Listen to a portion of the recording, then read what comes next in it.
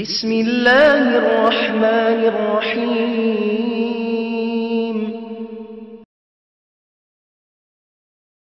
فقلت استغفروا ربكم إنه كان غفارا يرسل السماء عليكم مدرارا ويمددكم بأموال وبنين ويجعل لكم അഹ്ലുസുന്നയുടെ ആശയ ആദർശങ്ങൾ എക്കാലത്തും മുറുകെ പിടിച്ചുകൊണ്ട് നമുക്ക് മുമ്പേ കടന്നുപോയ നവോത്ഥാന പാരമ്പര്യത്തിന്റെ പാത തീർത്ത മമ്പുറം തങ്ങളും വെളിയങ്കോട് ഉമർ ഖാദിയും സൈനുദ്ദീൻ മഖ്ദൂമുമാരും പടുത്തുയർത്തിയ നവോത്ഥാന പാരമ്പര്യത്തിൽ നിന്ന് ഈ നാടിനെ അസ്ഥിരപ്പെടുത്തുന്ന ഏതൊക്കെ ചിന്താധാരകളുണ്ടോ അത്തരം ചിന്താധാരകൾക്കെതിരെ അഹ്ലുസുന്നയുടെ ആശയ ആദർശങ്ങളിൽ നിന്നുകൊണ്ട് പ്രതികരിക്കുക എന്നത് സുന്നി സംഘടിത ശക്തികളുടെ എക്കാലത്തെയും ഉദ്ദേശങ്ങളും ഉദ്ദേശ ലക്ഷ്യങ്ങളുമാണ് എന്നുള്ളത് കൊണ്ട് തന്നെയാണ് കാലികമായി ഏറ്റവും പ്രസക്തമായ ഒരു വിഷയത്തെ അധികരിച്ചുകൊണ്ട് ഈ പരിപാടി ഇവിടെ സംഘടിപ്പിച്ചിരിക്കുന്നത്. السلام عليكم ورحمة الله تعالى وبركاته. أعوذ بالله من الشيطان الرجيم. بسم الله الرحمن الرحيم. بسم الله العظيم القدرة والشان شديد البطش والبرهان حافظ الدين والقرآن ما شاء الله كان. بسم الله ما لم يشأ لم يكن لا حول ولا قوة إلا بالله العلي العظيم. بسم الله الرحمن الرحيم. اليوم أكملت لكم دينكم وأتممت عليكم نعمتي ورضيت لكم الإسلام دينا. صدق الله مولانا العلي العظيم. وقال حبيبنا وسيدنا محمد صلى الله عليه وسلم ليس منا من مات على العصبية ليس منا من دعا إلى العصبية ليس منا من أعان على العصبية. يا رب بالمصطفى بلغ مقاصدنا واغفر لنا ما مضى يا واسع الكرم. വേദിയിലും ഈ വേദിയെ ഭംഗിയാക്കി സന്നിഹിതരായ സമാദരണീയരായ സാദാത്തുക്കൾ, ബഹുമാനമുള്ള സംഘടനാ നേതാക്കൾ, ആദരവുകളുള്ള ഉമറാക്കൾ, ഉലമാക്കൾ, പ്രിയപ്പെട്ട സഹോദരന്മാരെ, സന്ദർഭോചിതമായി സുന്നി പ്രാസ്ഥാനിക രംഗത്തിന് സാമൂഹികമായ പ്രശ്നങ്ങളിൽ ഉണ്ടാവാറുള്ള ഇടപെടലുകളുടെ ഭാഗമായി സംഘടിപ്പിക്കപ്പെട്ട ഒരു സുന്നി ആദർശ പൊതുയോഗത്തിലാണ് നമ്മൾ സംബന്ധിച്ചുകൊണ്ടിരിക്കുന്നത്. അല്ലാഹുവിന്റെ മതമായ ഇസ്ലാം, ആ ഇസ്ലാമിക സന്ദേശങ്ങളെയും സംസ്കാരങ്ങളെയും ഒരു ബഹുസ്വരതയുള്ള സമൂഹത്തിൽ മതത്തിന്റെ തനതായ അസ്തിത്വവും വ്യക്തിത്വവും കളങ്കപ്പെടുത്താതെ ഇസ്ലാമിക ആദർശങ്ങളെ മാറോട് ചേർത്ത് പിടിച്ചുകൊണ്ട് ജീവിച്ചുകൊണ്ടിരിക്കുന്ന ഇന്ത്യൻ മുസ്ലിങ്ങൾക്കിടയിൽ ഇന്ത്യയുടെ ചരിത്രപ്രധാനമായ ഭാഗങ്ങളിലൂടെ കണ്ണോടിക്കുന്ന ഒരു ചരിത്ര വിദ്യാർത്ഥിക്ക് വ്യക്തമായി രൂപപ്പെട്ടുവരുന്ന തിരിച്ചറിവാണ് പ്രപഞ്ചത്തിൽ മനുഷ്യപ്രയാണത്തിന് പ്രാരംഭം കുറിച്ച കാലഘട്ടം തന്നെ ആദം അലൈഹിസ്സലാത്തു വസ്സലാമിന്റെ കടന്നുവരവോടുകൂടെ മനുഷ്യവാസത്തിന് തുടക്കം കുറിച്ചു എന്ന് ചരിത്രപരമായി മനസ്സിലാക്കുകയും വിശ്വസിക്കുകയും ചെയ്തുകൊണ്ടിരിക്കുന്ന മുസ്ലിങ്ങളെ സംബന്ധിച്ചിടത്തോളം ഇന്ത്യ മഹാരാജ്യവുമായി മുസ്ലിങ്ങൾക്കുള്ള അഭേദ്യമായ ബന്ധം ഒരു നിലക്കും മുറിച്ചു മാറ്റാൻ കഴിയാത്ത പരമപരിശുദ്ധമായ ബന്ധങ്ങളാണ്. ഇന്ത്യ രാജ്യത്തിന്റെ തന്നെ ചരിത്രം എടുത്തു പരിശോധിച്ചു നോക്കിയാൽ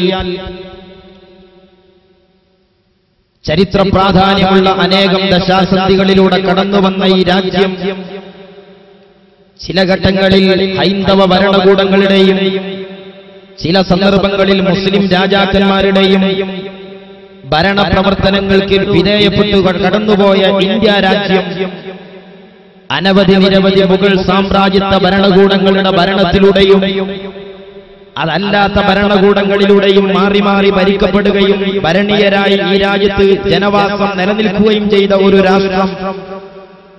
ആ രാഷ്ട്രത്തെ സംബന്ധിച്ചിടത്തോളം അതിന് ശേഷം പിന്നീട് ഈ രാജ്യത്തേക്ക് കടന്നു വന്ന ബ്രിട്ടീഷ് വിരുദ്ധ ഇന്ത്യ വിരുദ്ധ ബ്രിട്ടീഷ് സാമ്രാജ്യത്വ ശക്തികൾ, ആ സാമ്രാജ്യത്വ ശക്തികളുടെ കൈത്തലങ്ങളിൽ നിന്ന് ഇന്ത്യ മഹാരാജ്യത്തെ വിമോചിപ്പിക്കുന്നതിന് വേണ്ടി രാജ്യത്ത് നടന്ന സ്വാതന്ത്ര്യ സമര പോരാട്ടങ്ങളിലൂടെ കണ്ണോടിച്ചു നോക്കുന്ന ചരിത്ര വിദ്യാർത്ഥിക്ക് ബോധ്യപ്പെടുന്ന പരമമായ യാഥാർത്ഥ്യം, കാലങ്ങളായി ഈ രാജ്യം നിലനിർത്തിപ്പോന്ന ബഹുസ്വരത, അനേകം ഇസ്ലാമിക ഭരണകൂടങ്ങൾ മുസ്ലിം രാജാക്കന്മാർ ഇവിടെ ഭരണം നടത്തിയിട്ട് ആ കാലഘട്ടങ്ങളിൽ ഇവിടെ ഉണ്ടായിരുന്ന ആയിരക്കണക്കായ പണ്ഡിതന്മാരുടെ ഫത്വകൾക്കനുസരിച്ച് ഇവിടെ ഇസ്ലാമികമായ കാര്യങ്ങളിൽ നിലപാടുകൾ എടുത്തിരുന്ന ഭരണകൂടങ്ങൾ പോലും ഈ രാജ്യത്ത് നിലനിന്നിട്ട് ഈ രാജ്യത്തിന്റെ അടിസ്ഥാനപരമായ സംസ്കാരങ്ങളെയും സ്വത്വത്തെയും അധികാരത്തിന്റെ ദണ്ടുപയോഗിച്ച് അട്ടിമറിക്കാനുള്ള ശ്രമങ്ങൾ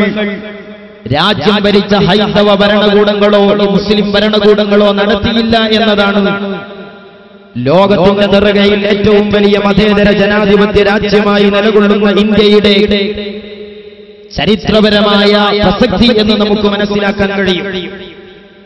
അങ്ങനെ അതുകൊണ്ടുതന്നെ ഇന്ത്യ വിരുദ്ധ ശക്തികളിൽ നിന്ന് രാജ്യത്തെ വിമോചിപ്പിക്കുവാൻ വേണ്ടി നടന്ന സമര പോരാട്ടങ്ങളിൽ ഈ രാജ്യത്ത് നിലനിന്നിരുന്ന സാംസ്കാരിക തനിമയെയും ബഹുസ്വരതയെയും സംരക്ഷിക്കുന്നതിന് ആവശ്യമായിട്ടുള്ള പ്രത്യേക രൂപത്തിലും ശൈലിയിലും സഹവർത്തിത്വത്തിലും അധിഷ്ഠിതമായ സമരമുറകളായിരുന്നു ഈ രാജ്യത്ത് നിലനിന്നിരുന്നത്.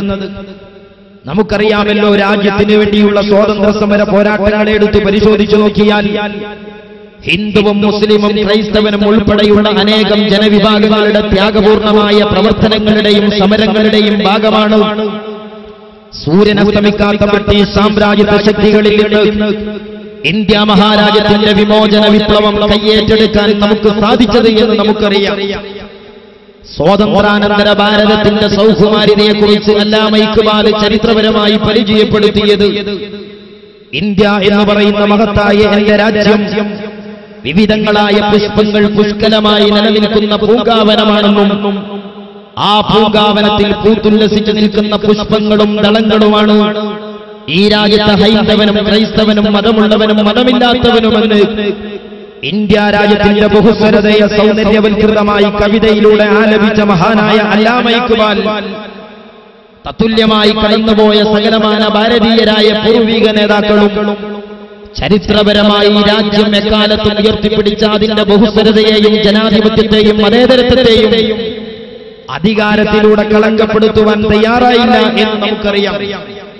എന്നാൽ രാജ്യം സ്വതന്ത്രമാകാൻ പോകുന്നു എന്ന ഒരു സാഹചര്യം സംജാതമായപ്പോൾ ഇന്ത്യയും പാകിസ്ഥാനും ബംഗ്ലാദേശും ഉൾക്കൊള്ളുന്ന ഒരു വലിയ ഇന്ത്യ ഉപഖണ്ഡം, ആ ഇന്ത്യ മഹാരാജ്യത്തെ ഹിന്ദുക്കളും മുസ്ലിങ്ങളും മതമുള്ളവരും മതമില്ലാത്തവരുമായി ഇടകലർന്ന് ജീവിക്കുന്ന ഈ ബഹുസ്വര സമൂഹത്തിൽ മതങ്ങളുടെ പേരിൽ ഈ രാജ്യം വെട്ടിമുറിച്ചുകൊണ്ട് രാജ്യത്തെ ജനവിഭാഗത്തിന്റെ മർമ്മപ്രധാനമായ വിശ്വാസത്തെ വൈകാരികമായി ആളിക്കത്തിച്ചുകൊണ്ട് ഈ രാജ്യത്തെ എങ്ങനെയൊക്കെ അധികാരത്തിന്റെ ശ്രീകോവിലേക്ക് കുറുക്കുവഴി നേടാൻ കഴിയുമെന്ന് ആലോചനകൾ ചില മതങ്ങളിലെല്ലാം ചില അടിത്തട്ടിലെ ഒറ്റപ്പെട്ടുപോയ വ്യക്തികളിൽ നിന്നുണ്ടായിട്ടുണ്ട്.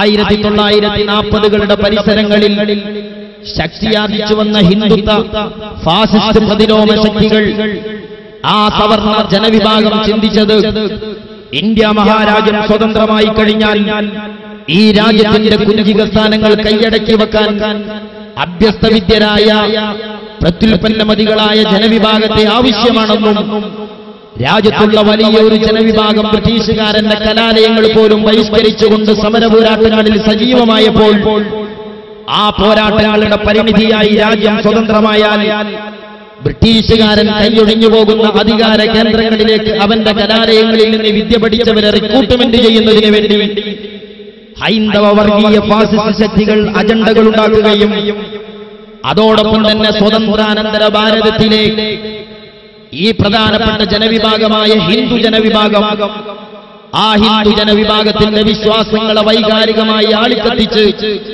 വർഗീയമായ ധ്രുവീകരണങ്ങളിലൂടെ രാജ്യത്തിന്റെ അധികാര കേന്ദ്രങ്ങളിൽ എത്തിപ്പെടാൻ കഴിയുമോ എന്ന ആലോചനയുടെ ഭാഗമായി വർഗീയ ഫാസിസ്റ്റ് ശക്തികൾ ഇവിടെ ഒരു മുദ്രാവാക്യം ഉയർത്തിക്കൊണ്ടുവന്നു. എന്തായിരുന്നു ആ മുദ്രാവാക്യം? ഇന്ത്യ എന്ന് പറയുന്നത് ഹിന്ദുത്വമാണ്, ഇന്ത്യയുടെ സംസ്കാരവും ഇന്ത്യയുടെ ദേശീയതയും ഹൈന്ദവതയാണ് എന്ന് പ്രഖ്യാപിച്ചുകൊണ്ട് രാമന്റെ രാജ്യത്ത് രാമന്റെ ഭരണം വേണമെന്ന് പരോക്ഷമായും പ്രത്യക്ഷമായും ആഹ്വാനം ചെയ്തുകൊണ്ട് സ്വാതന്ത്ര്യം ലഭിക്കുന്നതിന്റെ മുമ്പ് തന്നെ ഈ രാജ്യത്തെ ബഹുഭൂരിഭാഗം വരുന്ന ഹിന്ദു സമൂഹത്തിൽപ്പെട്ട ന്യൂനപക്ഷമായ ഒരു വിഭാഗം രംഗത്ത് വരികയുണ്ടായി. ഈ ഒരു സാഹചര്യത്തെ വിലയിരുത്തുമ്പോൾ അടിസ്ഥാനപരമായി ഹിന്ദുമതവും ആ ഹിന്ദുത്വ ദർശനങ്ങളും അതിന്റെ ആചാര്യന്മാരും ഈ ഒരു വിഷയത്തിൽ പ്രതിക്കൂട്ടിൽ നിൽക്കുന്നില്ല. മതങ്ങളെ അധികാരത്തിന് വേണ്ടി ദുരുപയോഗപ്പെടുത്തുന്ന ചില തൽപര കക്ഷികളുടെ പ്രവർത്തന പരിണിതിയായിരുന്നു അത്.